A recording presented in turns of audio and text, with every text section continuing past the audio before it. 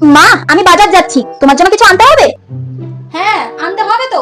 তোমার নিজের জন্য একটুখানি বুদ্ধিটা নিয়ে আসবে কিনে পারলে বাজার থেকে। মা, মজা সাইডে রেখে সিরিয়াসলি বলো, তোমার জন্য কিছু আনতে হবে কিনা? ধরো, এই যে 200 টাকা, এই 200 টাকার আনবে চাল।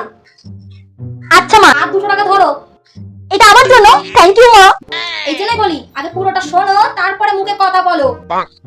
আর ওই 200 টাকার সবজি নিয়ে আসবে, একদম টাটকা টাটকা কাঁচা কাঁচা সবুজ সবুজ সবজি নিয়ে আসবে বলে দিলাম। যাও।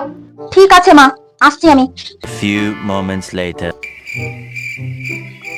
এ কি বৌমা, হাতে তো কিছুই দেখতে পাচ্ছি না, না সবজি না চাল, সব গেল কোথায়? আনোনি? সরি মা, আসলে আমি না আনতে পারিনি। আসলে আমি না ভুলে গেছিলাম যে কোন টাকাটা চাল আনতে হবে আর কোন টাকাটা সবজি আনতে হবে। দুটো নোট মিশে গেছিল, ওই জন্যই আর আনতে পারিনি মা। এর জন্যই বলেছিলাম, অন্তত মাথার বুক থেকে যদি কিনে নিয়ে আসতে, তাহলে হাতে করে এখন সবজি আর চাল দুটোই নিয়ে আসতে পারতে। प्यार जो करता है मुझसे